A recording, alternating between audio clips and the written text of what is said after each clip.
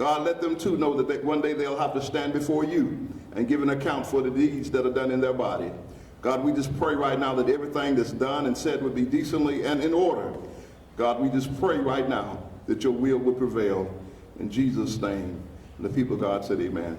Amen. It's my distinct privilege to present this hardworking attorney who has championed this cause before many even knew that it was a cause. And I want you to give him your undivided attention, give him your prayers, give him your support. Put your hands together for Attorney DeMario Solomon Simmons.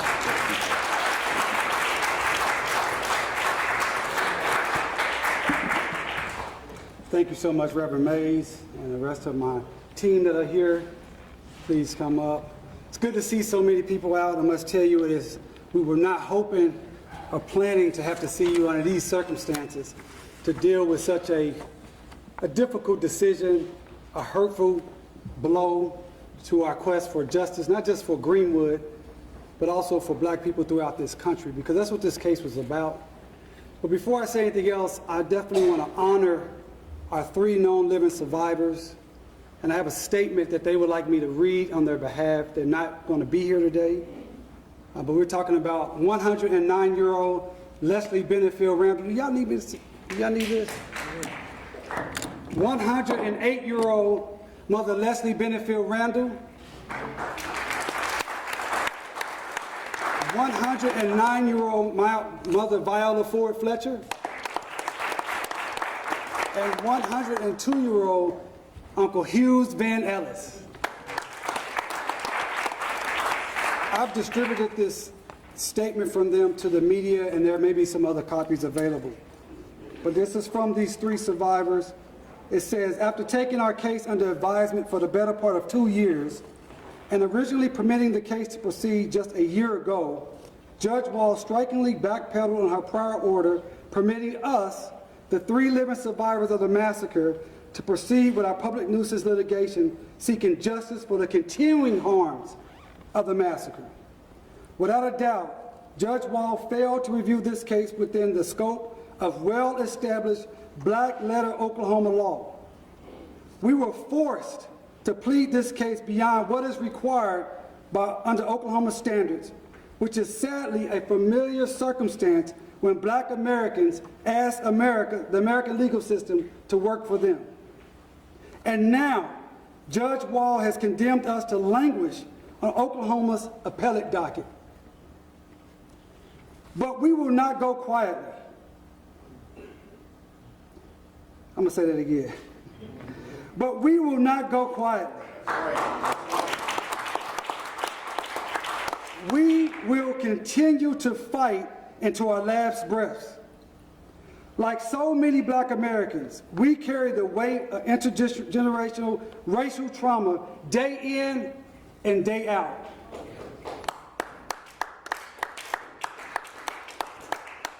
A weight we cannot relinquish or cavalierly dismiss. The dismissal of this case is just one more example of how America's, and specifically Tulsa's, legacy of racial harm, racial distress, is disproportionately and unjustly borne by black communities and black individuals like ourselves. Black Americans have not caused racial injustice, but we bear the burden of righting the wrongs of it. Yes. An unfair and unduly heavy burden. But despite Tulsa and America's attempt to silence, change, and gaslight the facts and truths of our collective racial history and trauma, we, as survivors, and all of those that believe in racial justice, we will not sit quietly or passively to allow mistruths or injustice to persist. We will continue to fight on our behalf of ourselves alongside our families, other descendants, the Greenwood community, our counsel, Attorney DeMario Solomon Simmons, and his legal team to effect the changes necessary to alleviate the racial burdens set upon our community. And we will not rest until there is justice for Greenwood.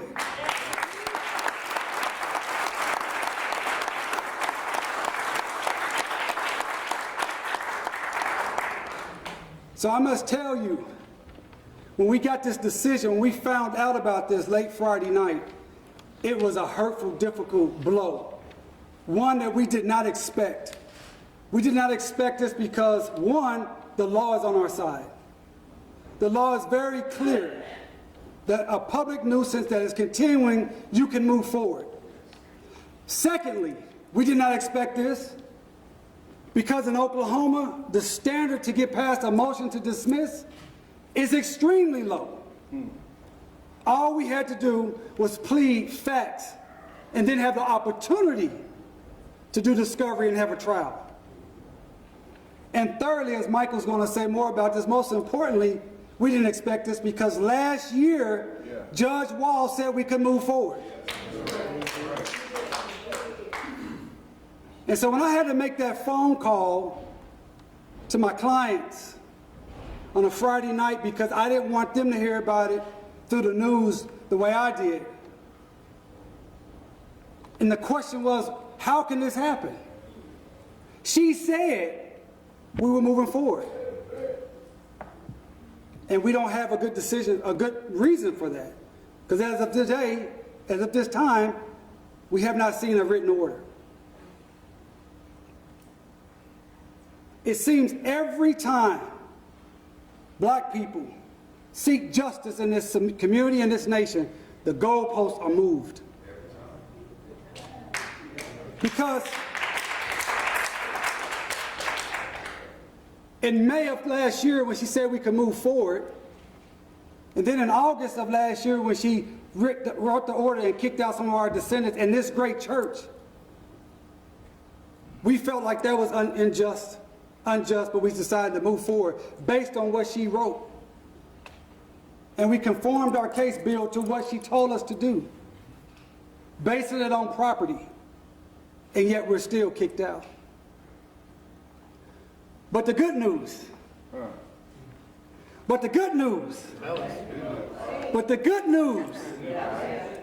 it's not over.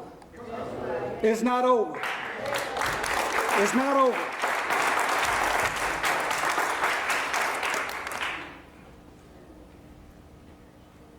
This is not a defeat.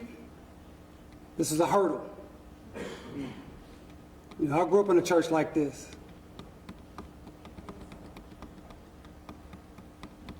The battle's not won yet. All right. But we still on the battlefield. I can't sing, so I ain't gonna be waiting on that. So we will be moving forward with an appeal on this case to the Oklahoma Supreme Court. Even in here in Oklahoma, we know we have a conservative Supreme Court, but we believe the law and the facts are so clear that any lawyer, any judge that's actually looking at the documents will say, hey, you can let these people into court. This is what the law requires. This is America. And when we do our appeal, we're going to appeal not only for our 3 survivors, but for those descendants who were kicked out before, and to bring this church, Vernon AME, which is the only surviving structure from the massacre, to be put back into this case.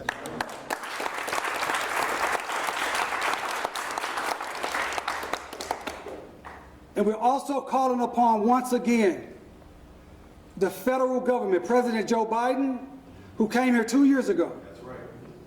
And he stood right across the street, and he acknowledged that the massacre was the worst race massacre in the history of this nation. He acknowledged that the pain, the destruction, the mayhem of 40 blocks being destroyed, planes dropping bombs, 12,000 people made homeless overnight. He acknowledged that and said there needs to be justice. So we're calling on President Joe Biden and the Department of Justice to come in and do a federal investigation of the massacre pursuant to the Emmett Till Act, Cold Case Act of 2007, reauthorized in 2016.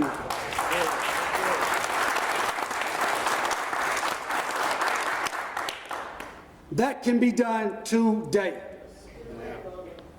And if the last week has shown us what Ryan Walters, the Secretary of Education, saying the massacre has nothing to do with race.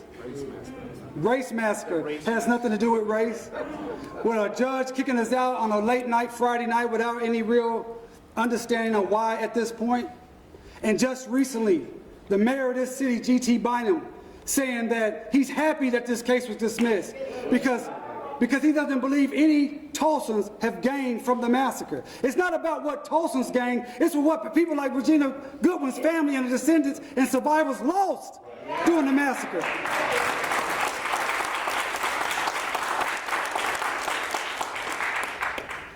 So none of this could be possible. None of the work that we've done without the community support that are here today. So many of you have been with us on this latest journey of 4 years, but so many of you have been working on this for decades. But we also had a tremendous, tremendous team at Justice for Greenwood and a tremendous legal team that has put in countless hours. This case was filed September 1st, 2020. It's almost 3 years ago.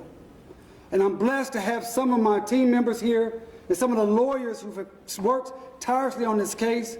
And I want you to hear from them why this case is important, why they flew down and here right now today. So first I introduce Sarah Sofinali and Michael Schwartz from the law firm Schulte, Rawson, Zabel.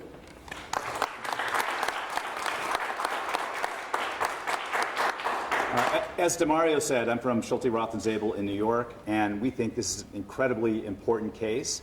My firm has poured thousands of hours and millions of dollars of donated legal services because this is such a landmark case. And as Demario said, it was a gut punch to get this decision without warning. And it wasn't just without warning. The court had told us in open court in front of this entire community packed to the gills that the case would proceed. And she followed that with a written order in August saying the case would proceed. And then we found out through a reporter on Friday night, we didn't even find out directly, that the case had been dismissed. It was stunning. I've never seen that in my career. That doesn't happen when a court, or it shouldn't happen, it obviously happened here, when a court says you can go forward and then says, no, just kidding, not so much. As Demario said, we are not losing faith. We have an appeal. We have a very strong appeal. We're already working on that and intend to pursue that vigorously. One thing I want to say that was incredibly disappointing on a personal level, and I think for everybody in the team, is at every hearing, at every time, all three survivors came to court, as old as they are, and they sat there, sometimes for hours, patiently and respectfully listening to the arguments and to the court while this case proceeded, not once, but several times. And then the judge did not have the courtesy to issue an order explaining her reasons for inexplicably dismissing this case. That's not how justice is supposed to work. No. The public is supposed to understand what she possibly had on her mind after she told us that we could go forward, and then she changed her mind. Now, there may be some decision in the work somewhere that we haven't seen. That's possible. I want to say that for the record. But this does nothing to further the faith in the justice system. In fact, the opposite. When a court doesn't explain why it throws out a court, that not only is this community, but the entire country is watching. We have had outreach from other communities throughout the country watching this case. They're teaching this case in law schools. And notwithstanding all that interest, the judge doesn't even explain why the case is not going forward. So the appeal is incredibly important. We intend to focus all our energies on that. And we're very confident, as Demario said, we have incredibly strong legal claims. And they really should proceed based on Oklahoma law as it stands. So Sarah, do you want to?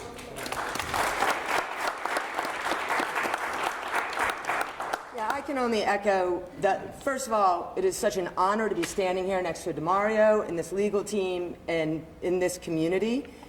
It has been an honor to be a part of this, and we are so honored to continue to stand with you and fight with you, stand next to you to support you as we go into this appeal. We are very confident because, as you've heard, the law is on our side, and this isn't over. But I want to emphasize, it is a multi-pronged approach. This is going through the legal system, but everybody who's here right now, everybody who's watching, there were so many eyes 2 years ago watching this, feeling positive, feeling confident. It's what our justice system is here to do. We've seen it through the history of our country, expanding rights, protecting others. It may not feel that way right now. It certainly hasn't felt that way necessarily the last year, but it can work, and we have confidence that it will work on this appeal. But it is so important that everybody keep watching. Keep paying attention, because it can't help but feel a little bit like 2 years ago. Everybody was here for the centennial. Everybody knew about the lawsuit. Everybody was supporting the survivors. celebrating them, feeling very positive that this was a case that could make a difference and make an impact, not just here in Greenwood, but in the entire country for black communities everywhere. And it felt like people stopped paying attention. All these cameras here today, we haven't seen them for 2 years. So I implore you, stay, keep watching, keep the pressure on. That's how you keep, the justice system belongs to everybody. And the only way it works is when everybody pays attention and makes it work. So I ask all of you to keep watching, stick with us, stay with Justice for Greenwood and this team as we continue this fight, because we are not going anywhere.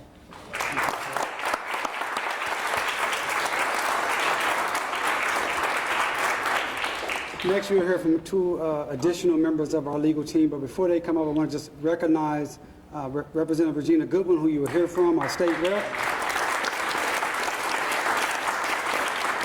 And I see the District 1 City Councilor who's fighting for Greenwood, Vanessa Hall-Harper, is here also.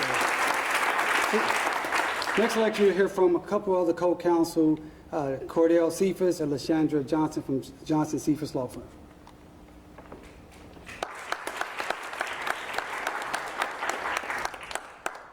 So I want to first acknowledge the extreme honor and privilege I have to serve on this legal team with such an amazing group of attorneys who have fought so hard for justice for our 3 living survivors, Mother Randall, Mother Fletcher, and Uncle Red. Although we are all very disappointed in this court's ruling, I think I speak for my team when I say and echo that this is not over. And this will not be over until we get justice for our survivors, justice for the descendants, and justice for Greenwood.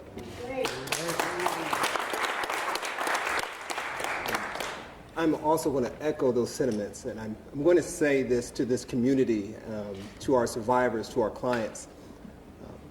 No civil rights attorney, no fighter accepts the first no. If we would have accepted the first no, we'd be attending segregated schools right now. If we would have accepted the first no, there's couples in here that wouldn't be able to be married. If we would have accepted the first no, we don't know what this society would have looked like. So we're going to go and continue this fight, and we're not going to accept the first no. We thank this community for the opportunity to serve them. We thank our clients, Mother Rachel, Mother Randall, Mother Fletcher, Uncle Red, for their trust in us. We thank Vernon for their trust in us. We thank everyone that's been a part of this. And we promise you that we are dedicated to this fight. We're not finished, and we're ready to go. Thank you.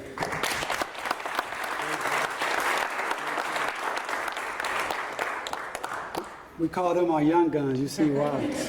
I remember when I was coming out of law school 20 years ago, and I was in their position because they're more senior than I was at that time, and I got to work with Dr. Ogletree and that legal team. And I bring that up because it's important to recognize that this is not new.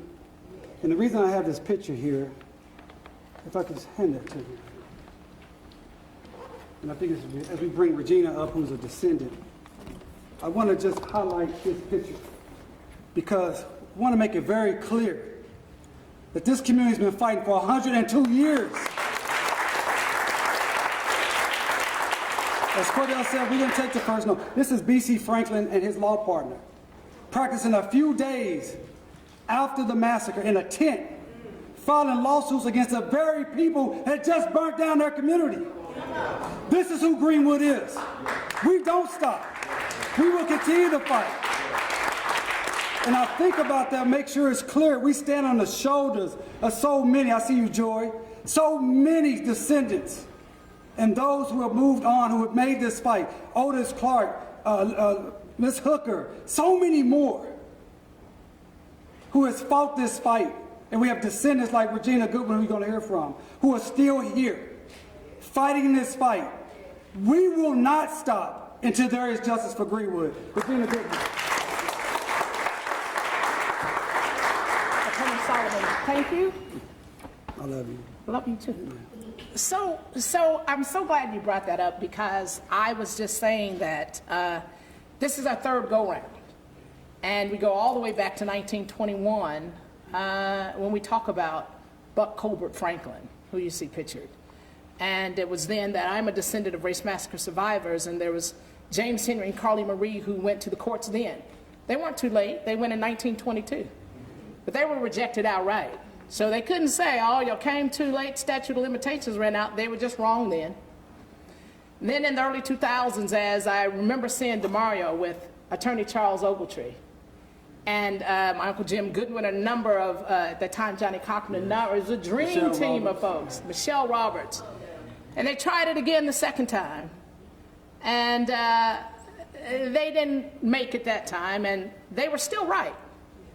But the court saw differently, and the Supreme Court refused to even hear what they had to say. And then you came to this young gun who now is the senior attorney in Tulsa, and he was smart enough to come in a different direction. And they really didn't know what to do with it. That's the bottom line. That's why she hasn't been able to answer you. Because they know that you're on the side of right. Give that a hand. They know DeMario is on the side of right, as have all the attorneys been on the side of right. And what we are faced with today is that at the 11th hour on a Friday, they don't give this team nor Miss Olivia, Miss Viola Ford Fletcher, Miss Leslie Benningfield Randall, nor Mr. Hughes Van Ellis, certainly this dynamic legal team, the courtesy, the professionalism of calling them and letting them know that this was going to happen. They broke it to a news reporter. You see, it wasn't the news reporter that's been fighting on behalf of the seniors and these treasures. It was this team.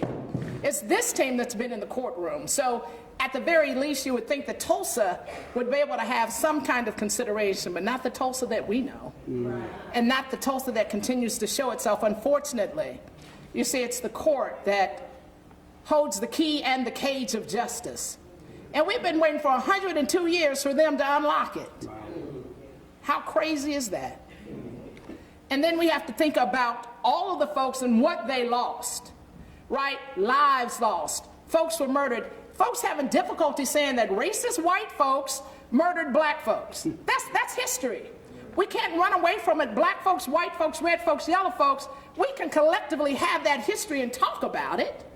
But when you have in 2023 folks that are having difficulty even talking about what our history is, we've got so much work to do. And it's not ironic that as we stand here today and we go all the way back to Buck Colbert Franklin, these are Buck Colbert Franklin's words. Buck Colbert Franklin's words. Talk about Oklahoma. It says, right is slow and tardy, while wrong is aggressive. That's the only way it can survive. That's by Buck Colbert Franklin. What is different 102 years later? What is the same 102 years later is the intestinal fortitude that we have. We're on the side of right. We have to do right by our ancestors. We know we're on the right side of history. God is with us. And if the courts never understand that, if they continue to think they're just going to run out and not really give us a real understanding, you cannot outrun right. You can't outrun justice. We ain't going nowhere. When we pass away, there's another generation coming. This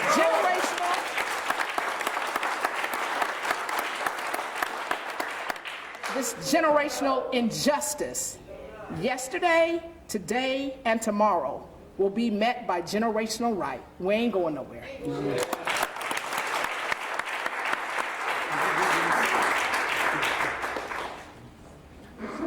You know, you never want to start off naming names so you forget someone, but I have to recognize, acknowledge my dear sister, Dr. Tiffany Crutcher. With the Terrence Crutcher Foundation. She couldn't be here today. She's out of town.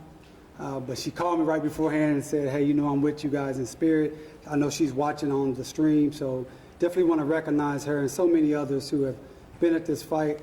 I want to make sure I don't forget any of our legal team, but I gotta mention Eric Miller, Professor Eric Miller. Yes. He's one of those attorneys that was involved back 20 years ago, and he has been so passionate about this fight. He couldn't be here. He's in England right now. We have Spencer Bryan, Stephen Turrell. They're out of town in Denver, Oklahoma City. Other members of my team, Kimberly Hedenkemper, Beatrice, Maji Kojo, Mackenzie Haynes, Randall Adams, Erica Simonson, Victoria Harris. We got a big team, so hey, we love all of y'all. So. Many more. many more on our team. Before we close out, I just want to have a real moment of silence. Because everything we say, we got to remember that for real, bombs were dropped here. Yeah. For real, that song, the Black National Anthem said, "We stony the road we trod, bitter the chasten rod, felt in the days when hope unborn had died." And it says, we're treading a path to the blood of the slaughtered. Right here in this church, the blood of the slaughtered was spilled. Right outside on those streets, the blood of the slaughtered was spilled.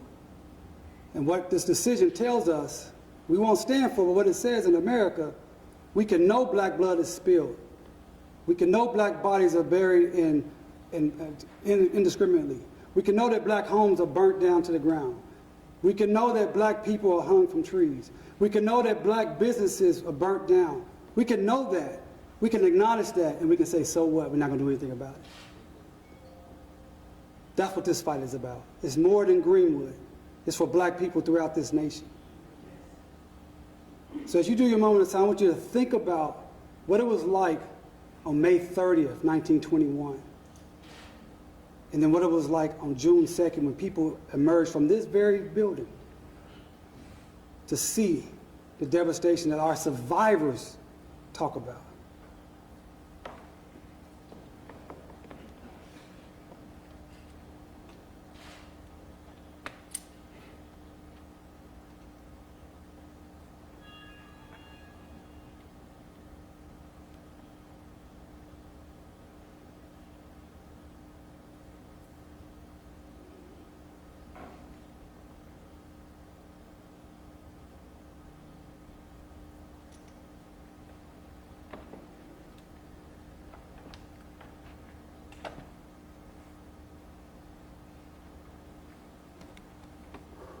Justice!